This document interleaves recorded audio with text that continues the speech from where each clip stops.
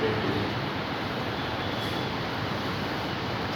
manage out of happy select to your lesser that poor in spirit for their in kingdom of heaven lesser who more for the be the comforted blessed are meek no for they shall read the earth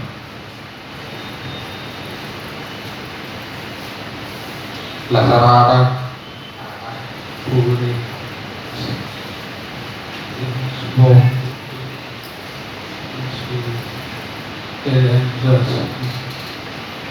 after righteousness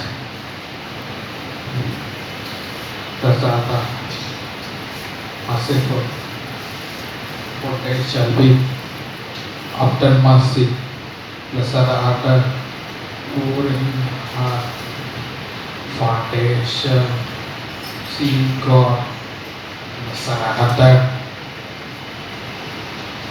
poor in peacemaker for justice shall be all the children of God. Thank you.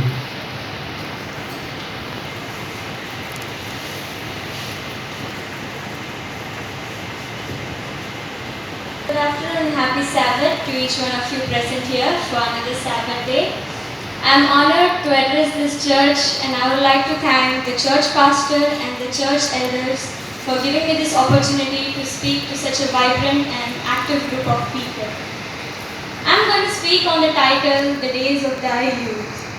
A challenge that is given by the writer of Ecclesiastes is a challenge that needs to be sounded to every generation. It reads, Remember now thy Creator in the days of thy youth, before the difficult days come and the years draw near when you say, I have no pleasure in them. You know, often in our culture and even our churches fall into the trap of trying to win over the youth by exciting events, catering them to all desires for fun. But it is also vital for the church to empower and challenge the youth to serve and to fix our eyes on Jesus.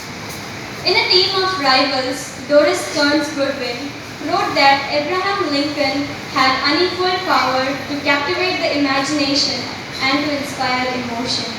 For me, there are many great personalities in the Bible through whom I am inspired and motivated. And one of them is King David, a man who ran through all kinds of family tragedies, national triumphs, who had seen the depths of his life and touched the zenith of his glory. His unparalleled fear for God combined with moral failure. This obviously tells me the way God works in our life combined with the fruits of spirit and the courage to live for Him.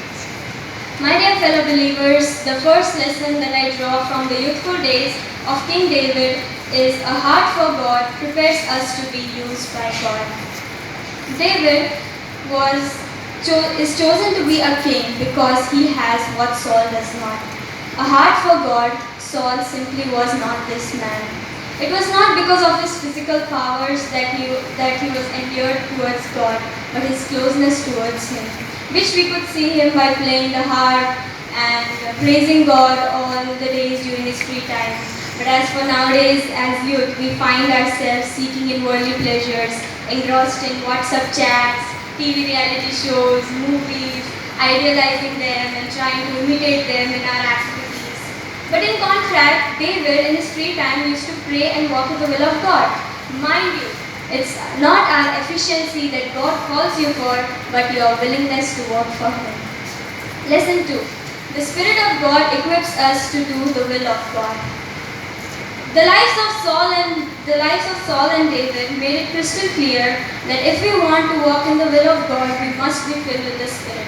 Without the Spirit, we are powerless to fulfill the role to which God has called us as Christians. This Spirit enables us to obey God. The Bible ensures that if we walk by the Spirit, we won't gratify the desires of thy flesh. That is why we must pray to be filled with the Spirit, that is love, joy, peace, patience, kindness, goodness, gentleness, faithfulness, and self-control. Lesson 3. It is better to fear God than to be a 9 feet tall. To step up and volunteer on our own.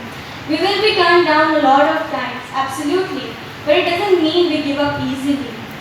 We have many of our youth in our church step up to do God's things. That is a calling for all of us, not just to believe, but to act. In closing, I would like to request all the youth in joining